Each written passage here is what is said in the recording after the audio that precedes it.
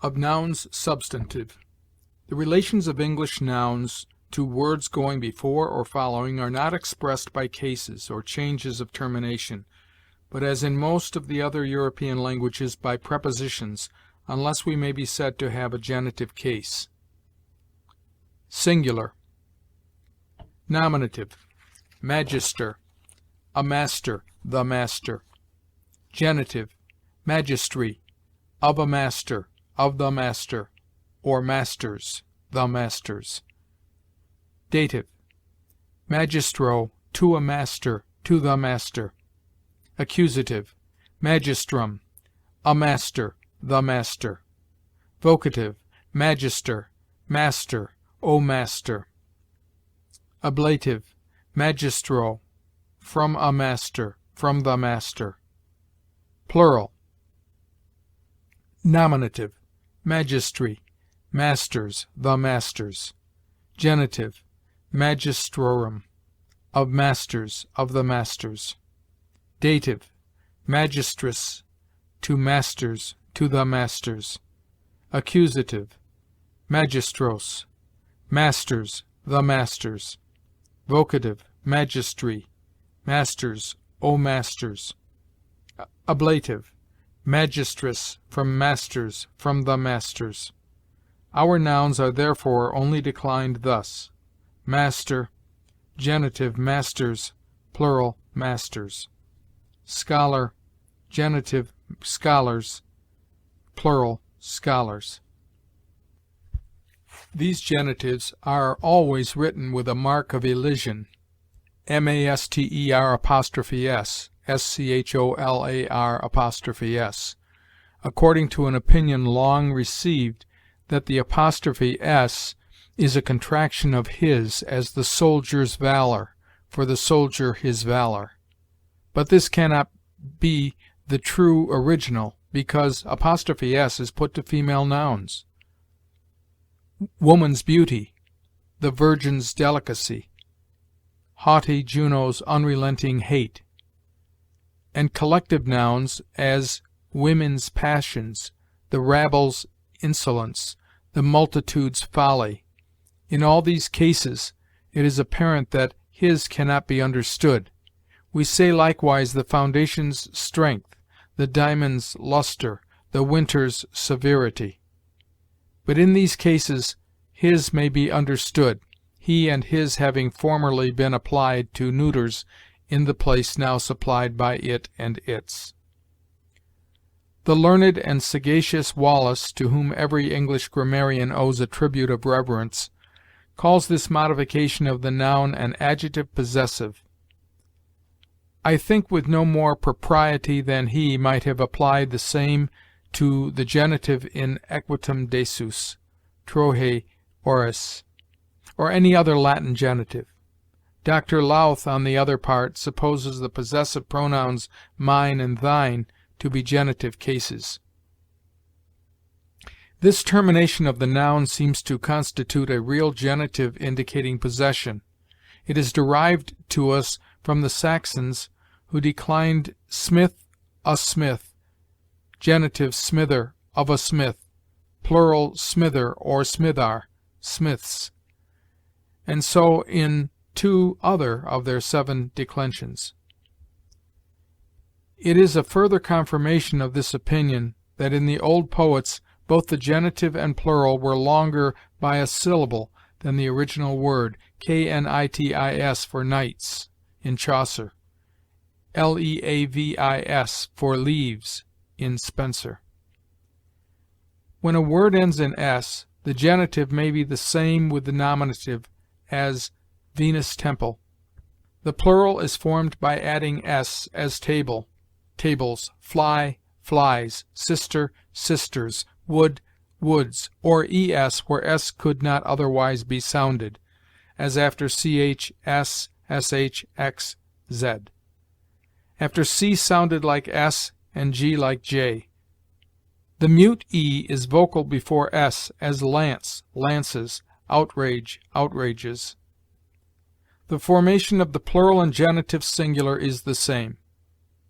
A few words still make the plural in n, as men, women, oxen, swine, and more anciently, ion, shun. This formation is that which generally prevails in the Teutonic dialects.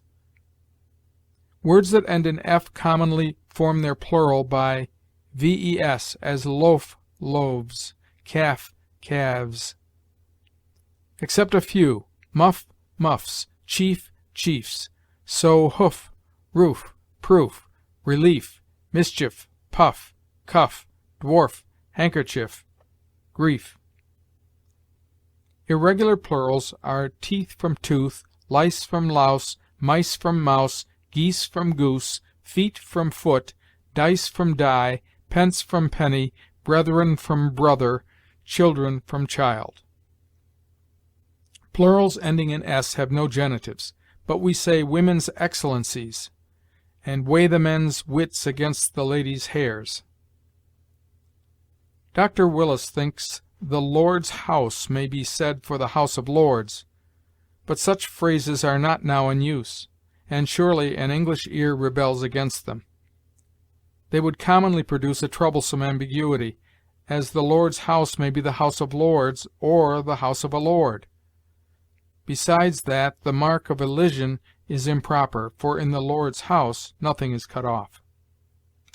Some English substantives, like those of many other languages, change their termination as they express different sexes, as prince, princess, actor, actress, lion, lioness, hero, heroine.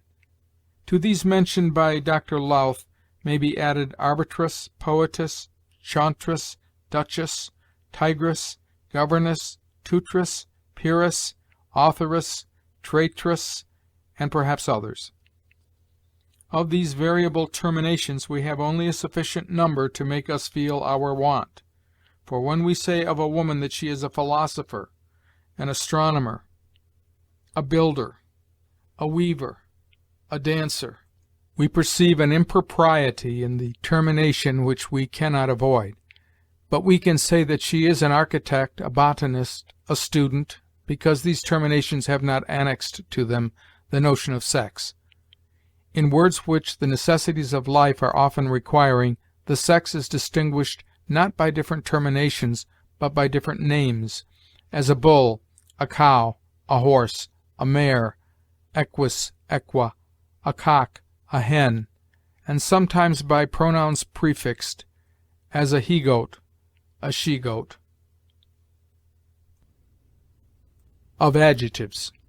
Adjectives in the English language are wholly indeclinable, having neither case, gender, nor number, and being added to substantives in all relations without any change, as a good woman, good women, of a good woman, a good man, good men, of good men. The comparison of adjectives. The comparative degree of adjectives is formed by adding er, the superlative by adding est to the positive, as fair, fairer, fairest, lovely, lovelier, loveliest, sweet, sweeter, sweetest, low, lower, lowest, high, higher, highest. Some words are irregularly compared, as good, better, best, bad, worse, worst, little, less, least, near, nearer, next, much, more, most, many for moe, more for moer, most for most, late, later, latest, or last. Some comparatives form a superlative by adding most, as nether, nethermost, outer, outermost, under, undermost, up, upper, uppermost, for, former, foremost. Most is sometimes added to a substantive, as topmost, southmost. Many adjectives do not admit of comparison by terminations, and are only compared by more and most, as benevolent, more benevolent, most benevolent. All adjectives may be compared by more and most, even when they have comparatives and superlatives regularly formed, as fair, fairer, or more fair, fairest or most fair. In adjectives that admit a regular comparison, the comparative more is oftener used than the superlative most, as more fair is oftener written for fairer than most fair for fairest.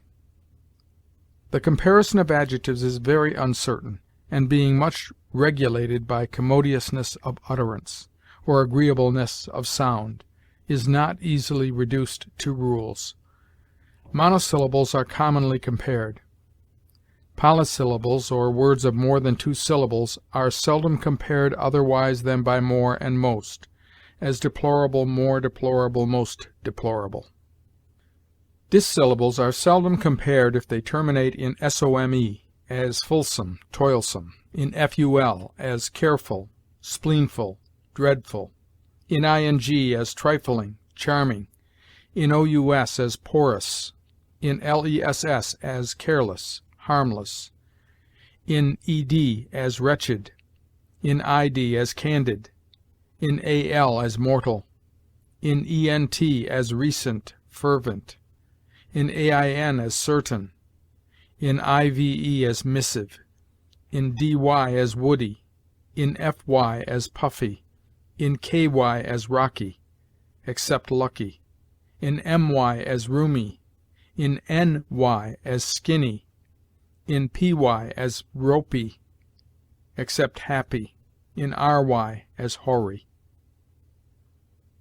Some comparatives and superlatives are yet found in good writers formed without regard to the foregoing rules; but in a language subjected so little and so lately to grammar, such anomalies must frequently occur. So shady is compared by Milton. She in shadiest covert hid, tuned her nocturnal note. Paradise Lost. And virtuous. What she wills to say or do seems wisest, virtuousest, discreetest, best. Paradise Lost. So trifling by Ray, who is indeed of no great authority. It is not so decorous, in respect of God, that he should immediately do all the meanest and triflingest things himself, without making use of any inferior or subordinate minister. Ray on the Creation. Famous by Milton. I shall be named among the famousest of women, sung at solemn festivals. Milton's Agonistes. Inventive by Ascham. Those have the inventivest heads for all purposes, and roundest tongues in all matters. Ascham's Schoolmaster. Mortal by Bacon. The mortalest poisons practised by the West Indians have some mixture of the blood, fat, or flesh of man. Bacon. Natural by Wotton. I will now deliver a few of the properest and naturalest considerations that belong to this piece. Wotton's Architecture. Wretched by Johnson. The wretcheder are the contemners of all helps, such as presuming on their own naturals, deride diligence, and mock at terms when they understand not things. Ben Jonson. Powerful by Milton. We have sustained one day in doubtful fight. What heaven's great King hath powerfulest to send against us from about his throne? Paradise Lost. The termination in ish may be accounted in some sort a degree of comparison, by which the signification is diminished below the positive, as black, blackish, or tending to blackness; salt, saltish, or having a little taste of salt. They therefore admit no comparison. This termination is seldom added but to words expressing sensible qualities, nor often to words of above 1 syllable, and is scarcely used in the solemn or sublime style. Of pronouns. Pronouns, in the English language, are I, thou, he, with their plurals we, ye, they; it, who, which, what, whether, whosoever, whatsoever; my, mine, our, ours; thy, thine; your, yours; his, her, hers, theirs, this, that, other, another, the same, some. The pronouns personal are irregularly inflected. Singular nominative, I. Plural nominative, we. Accusative and me, us, other oblique cases. Nominative, thou, ye. Oblique, thee, you. You is commonly used in modern writers for ye, particularly in the language of ceremony, where the second person plural is used for the second person singular. You are my friend. Singular nominative, he. Plural nominative, they, applied to masculines. Oblique, him, them. Nominative, she, they, applied to feminines. Oblique, her, them. Nominative, it, they, applied to neuters or things. Oblique, its, them. For it, the practice of ancient writers was to use he, and for its, his. The possessive pronouns, like other adjectives, are without cases or change of termination. The possessive of the first person is my, mine, our, ours. Of the second, thy, thine, your, yours. Of the third, from he, his. From she, her, and hers. And in the plural, their, theirs, for both sexes. Ours, yours, hers, theirs are used when the substantive preceding is separated by a verb, as these are our books, these books are ours. Your children excel ours in stature, but ours surpass yours in learning. Ours, yours, hers, theirs, notwithstanding their seeming plural termination, are applied equally to singular and plural substantives, as this book is ours, these books are ours. Mine and thine were formerly used before a vowel, as mine amiable lady, which, though now disused in prose, might be still properly continued in poetry. They are used as ours and yours when they are referred to a substantive preceding, as thy house is larger than mine, but my garden is more spacious than thine. Their and theirs are the possessives likewise of they, when they is the plural of it, and are therefore applied to things.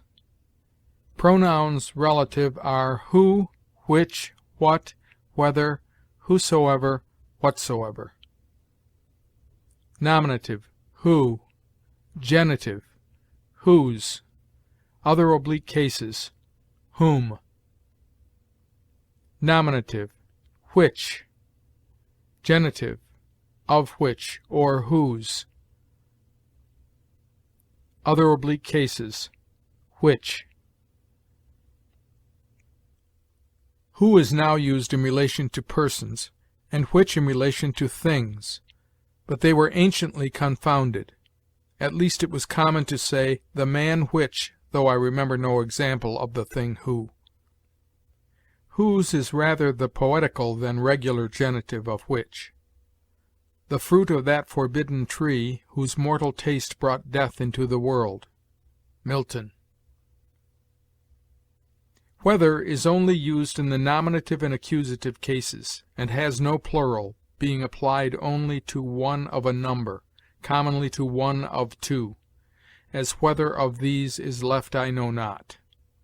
Whether shall I choose? It is now almost obsolete.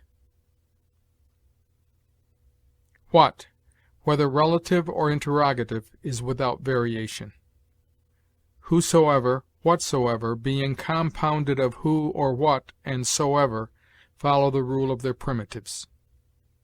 Singular, this. Plural, these. In all cases, that, those. other, others, whether. The plural others is not used but when it is referred to a substantive preceding, as I have sent other horses. I have not sent the same horses, but others. Another, being only an other, has no plural.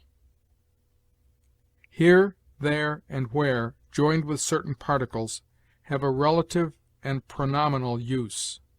Hereof, herein, hereby, hereafter, herewith, thereof, therein, thereby, thereupon, therewith, whereof, wherein, whereby, whereupon, wherewith, which signify of this, in this, etc., of that, in that, etc., of which, in which, etc. Therefore and wherefore, which are properly therefor and wherefor, for that, for which, are now reckoned conjunctions and continued in use. The rest seem to be passing by degrees into neglect, though proper, useful, and analogous. They are referred both to singular and plural antecedents.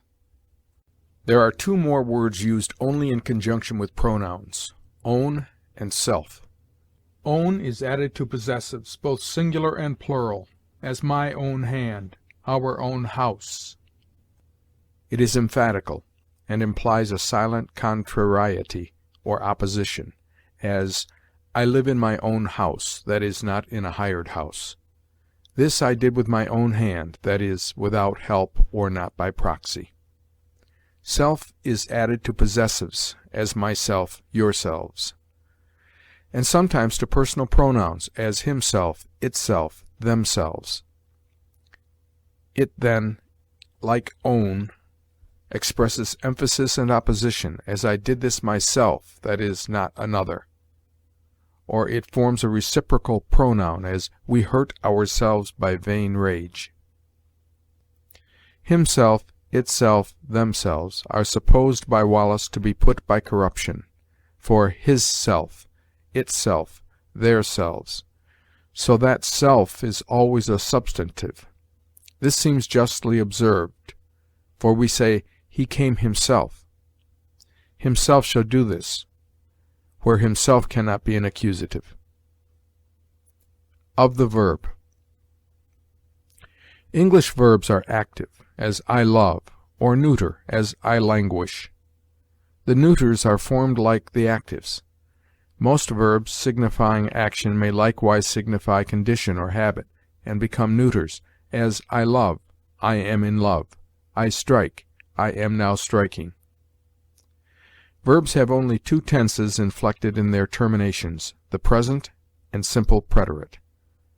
The other tenses are compounded of the auxiliary verbs have, shall, will, let, may, can, and the infinitive of the active or neuter verb. The passive voice is formed by joining the participle preterite to the substantive verb, as I am loved. To have, indicative mood, present tense, singular, I have, thou hast, he hath, or has, plural, we have, ye have, they have. Has is a termination connoted from hath, but now more frequently used both in verse and prose. Simple preterite, singular, I had, thou hadst, he had, plural, we had, ye had, they had. Compound preterite, singular, I have had, thou hast had, he has or hath had, plural, we have had, ye have had, they have had. Preterpluperfect, singular, I had had, thou hadst had, he had had, plural, we had had, ye had had, they had had.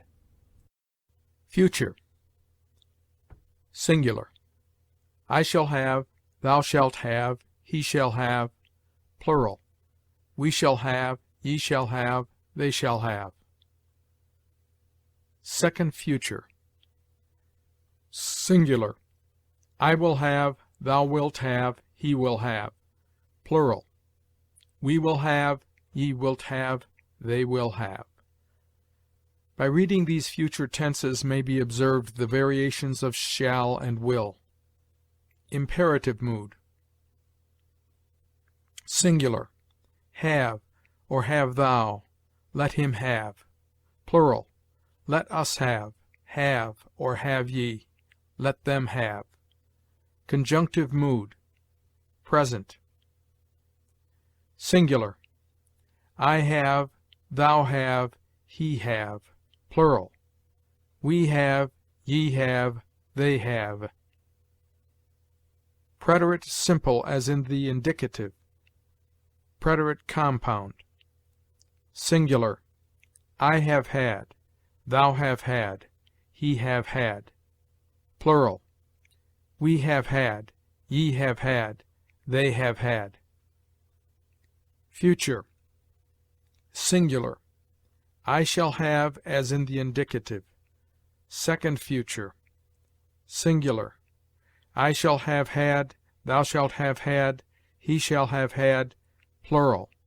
We shall have had, ye shall have had, they shall have had. Potential. The potential form of speaking is expressed by may, can, in the present, and might, could, or should in the preterite, joined with the infinitive mood of the verb. Present. Singular. I may have, thou mayest have, he may have. Plural. We may have, ye may have, they may have. Preterite. Singular. I might have, thou mightst have, he might have. Plural. We might have, ye might have, they might have. Present. Singular. I can have, thou canst have, he can have. Plural. We can have, ye can have, they can have. Preterite. Singular. I could have, thou couldst have, he could have. Plural. We could have, ye could have, they could have. In like manner, should is united to the verb. There is likewise a double preterite. Singular. I should have had, thou shouldst have had, he should have had. Plural. We should have had, ye should have had, they should have had. In like manner, we use I might have had, I could have had, etc. Infinitive mood. Present. To have. Preterite. To have had. Participle present. Having. Participle preterite. Had. Verb active. To love. Indicative. Present. Singular. I love, thou lovest, he loveth, or loves. Plural. We love, ye love, they love. Preterite simple. Singular. I loved, thou lovedst, he loved. Plural. We loved, ye loved, they loved. Preterperfect compound. I have loved, etc. Preterpluperfect. I had loved, etc. Future. I shall love, etc. I will love, etc. Imperative. Singular. Love or love thou, let him love. Plural. Let us love, love or love ye, let them love. Conjunctive. Present. Singular. I love, thou love, he love. Plural. We love, ye love, they love. Preterite simple, as in the indicative. Preterite compound. I have loved, etc. Future. I shall love, etc. Second future. I shall have loved, etc. Potential. Present. I may or can love, etc. Preterite. I might, could, or should love, etc. Double preterite. I might, could, or should have loved, etc. Infinitive. Present. To love. Preterite. To have loved. Participle present. Loving. Participle past. Loved. The passive is formed by the addition of the participle preterite to the different tenses of the verb to be, which must therefore be here exhibited. Indicative. Present. Singular. I am, thou art, he is. Plural. We are or be, ye are or be, they are or be. The plural be is now little in use. Preterite. Singular. I was, thou wast, or wert, he was. Plural. We were, ye were, they were. Wert is properly of the conjunctive mood, and ought not to be used in the indicative. Preterite compound.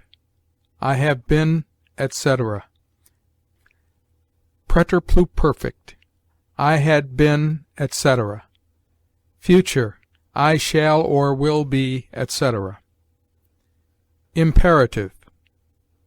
Singular. Be thou. Let him be. Plural. Let us be. Be ye. Let them be. Conjunctive.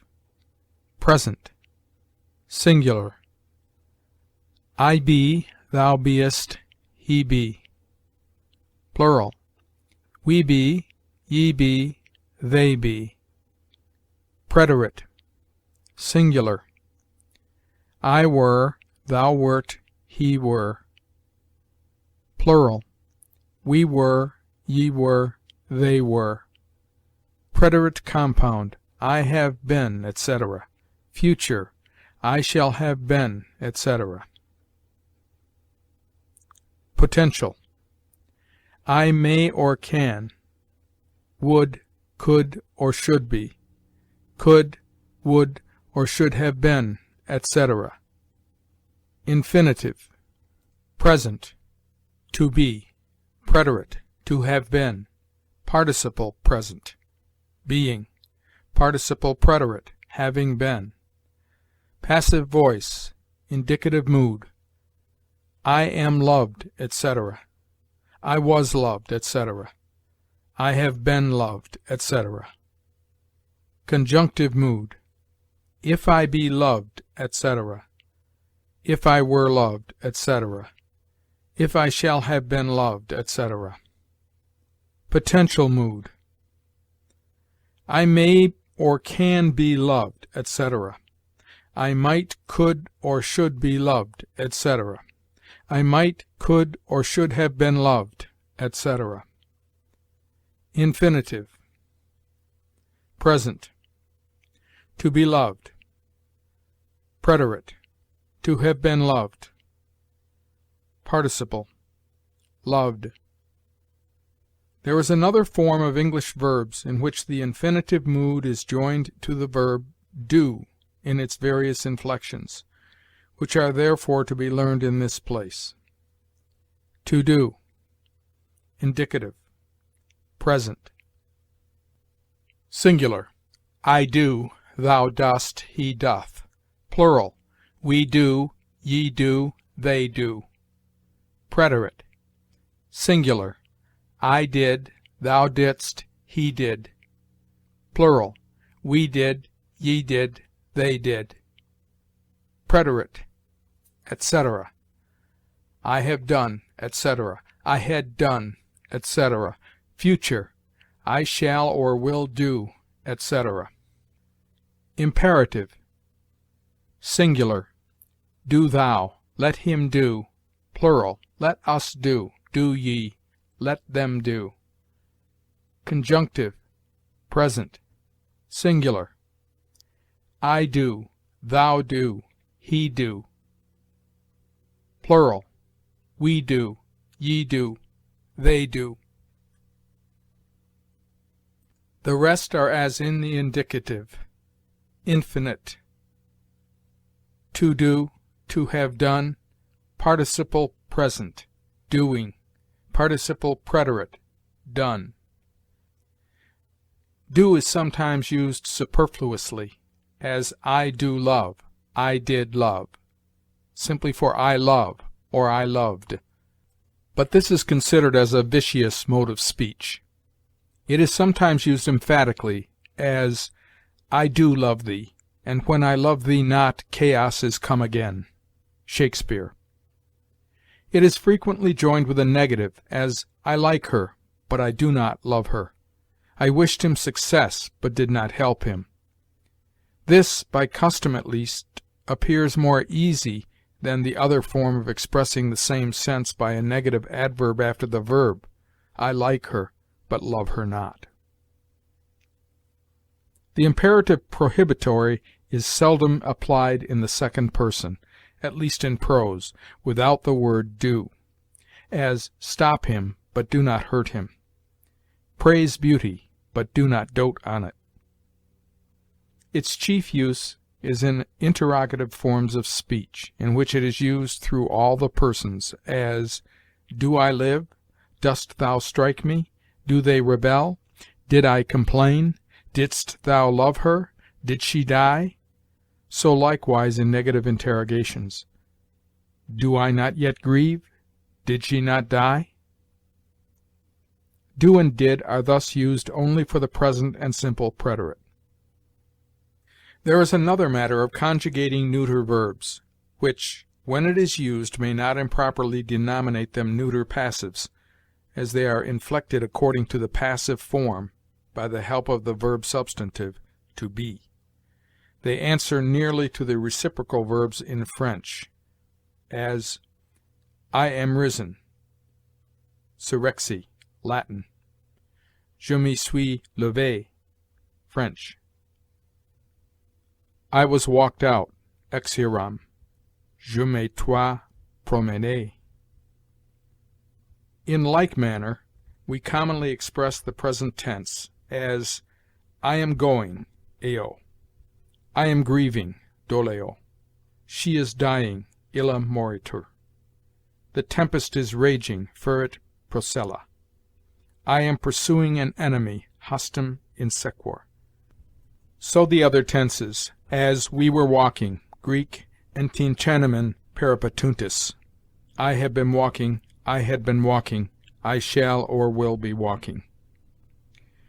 There is another manner of using the active participle, which gives it a passive signification, as, the grammar is now printing, grammatica jam nunc chartis imprimatur; the brass is forging, ara excuduntur. This is, in my opinion, a vicious expression, probably corrupted from a phrase more pure, but now somewhat obsolete. The book is a-printing; the brass is a-forging, being properly at, and printing and forging verbal nouns signifying action, according to the analogy of this language. The indicative and conjunctive moods are by modern writers frequently confounded, or rather the conjunctive is wholly neglected, when some convenience of versification does not invite its revival. It is used among the purer writers of former times after if, though, ere, before, till, or until, whether, except, unless, whatsoever, whomsoever, and words of wishing, as, doubtless thou art our father, though Abraham be ignorant of us, and Israel acknowledge us not. Of irregular verbs. The English verbs were divided by Ben Jonson into 4 conjugations, without any reason arising from the nature of the language, which is properly but one conjugation, such as has been exemplified, from which all deviations are to be considered as anomalies, which are indeed in our monosyllable Saxon verbs, and the verbs derived from them, very frequent. But almost all the verbs which have been adopted from other languages follow the regular form. Our verbs are observed by Dr. Wallace to be irregular only in the formation of the preterite and its participle. Indeed, in the scantiness of our conjugations, there is scarcely any other place for irregularity. The first irregularity is a slight deviation from the regular form, by rapid utterance or poetical contraction. The last syllable ed is often joined with the former by suppression of e, as lov' for loved. After c, ch, sh, f, k, x, and after the consonants s, th, when more strongly pronounced, and sometimes after m, n, r, if preceded by a short vowel. T is used in pronunciation, but very seldom in writing rather than d, as plac''t, snatch''t, fish''t, wak'T, dwel'T, sm'el'T, for plac'd, snatch'd, fish'd, wak'd, dwel'd,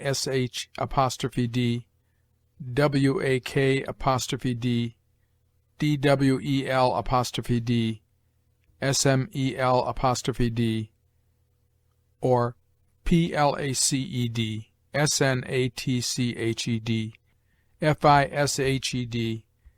waked, dwelled, smelled. Those words which terminate in l or ll or p make their preterite in t, even in solemn language, as crept, felt, dwelt. Sometimes after x, ed is changed into t, as vexed. This is not constant. A long vowel is often changed into a short one, thus kept, slept, wept, crept, swept. From the verbs to keep, to sleep, to weep, to creep, to sweep. Where d or t go before, the additional letter d or t, in this contracted form, coalesce into one letter with the radical d or t. If t were the radical, they coalesce into t, but if d were the radical, then into d or t, as the one or the other letter may be more easily pronounced, as read, led, spread, shed, shred, bid, hid, chid, fed, bled, bred, sped, strid, slid, rid. From the verbs to read, to lead, to spread, to shed, to shred, to bid, to hide, to chide, to feed, to bleed, to breed, to speed, to stride, to slide, to ride. And thus cast, hurt, cost, burst, eat, beat, sweat, sit, quit, smit, writ, bit, hit, met, shot. From the verbs to cast, to hurt, to cost, to burst, to eat, to beat, to sweat, to sit, to quit, to smite, to write, to bite, to hit, to meet, to shoot. And in like manner, lent, sent, rent, girt. From the verbs to lend, to send, to rend, to gird. The participle preterite or passive is often formed in en instead of ed, as been, taken, given, slain, known. From the verbs to be, to take, to give, to slay, to know. Many words have two or more participles, as not only written, bitten, eaten, beaten, hidden, chidden, shotten, chosen, broken, but likewise writ, bit, eat, beat, hid, chid, shot, chose, broke, are promiscuously used in the participle, from the verbs to write, to bite, to eat, to beat, to hide, to chide, to shoot, to choose, to break, and many such like.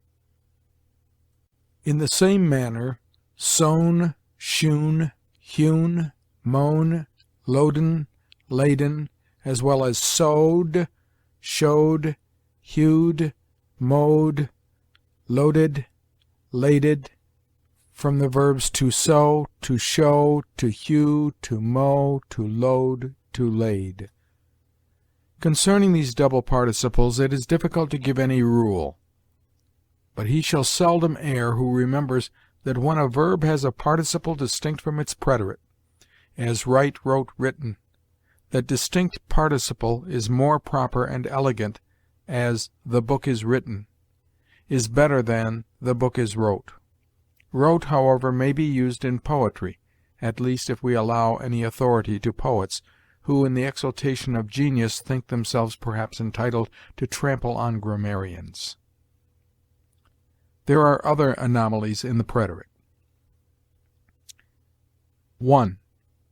Win, spin, begin, swim, strike, stick, sing, sting, fling, ring, ring, spring, swing, drink, sink, shrink, stink, come, run, find, bind, grind, wind, both in the preterite imperfect and participle passive, give won, spun, begun, swum, struck, stuck, sung, stung, flung, rung, rung, sprung, swung, drunk, sunk, shrunk, stunk, come, run, found, bound, ground, wound.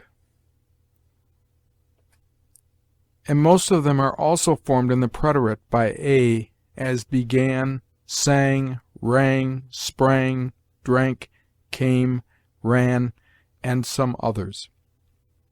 But most of these are now obsolete.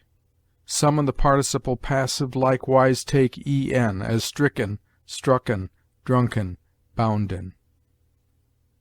2. Fight, teach, reach, seek, beseech, catch, buy, bring, think, work, make, fought, taught, wrought, sought, besought, caught, bought, brought, thought, wrought. But a great many of these retain likewise the regular form, as teached, reached, beseeched, catched, worked. 3. Take, shake, forsake, wake, awake, stand, break, speak, bear, shear, swear, tear, wear, weave, cleave, strive, thrive, drive, shine, rise, arise, smite, write, bide, abide, ride, choose, choose, tread, get, beget, forget, seethe, make in both preterite and participle, took, shook, forsook, woke, awoke, stood, broke, spoke, bore, shore, swore, tore, wore, wove, clove, strove, throve, drove, shone, rose, arose, smote, wrote, bode, abode, rode, chose, trode, got, begot, forgot, sod. But we say likewise thrive, rise, smit, writ, abid, rid. In the preterite some are likewise formed by a, as break, spake, bear, share, swear, tear, wear, clave, gat, begat, forgat, and perhaps some others, but more rarely. In the participle passive many of them are formed by en, as taken, shaken, forsaken, broken, spoken, born, shorn, sworn, torn, worn, woven, cloven, thriven, driven, risen, smitten, ridden, chosen, trodden, gotten, begotten, forgotten, sodden. And many do likewise retain the analogy in both, as waked, awaked, sheared, weaved, cleaved, abided, seethed. 4. Give, bid, sit, making the preterite gave, bade, sate. In the participle passive, given, bidden, sitten, but in both, bid.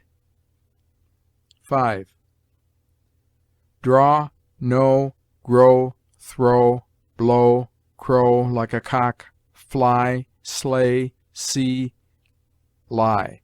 Make their preterite drew, knew, grew, threw, blew, crew, flew, slew, saw, lay.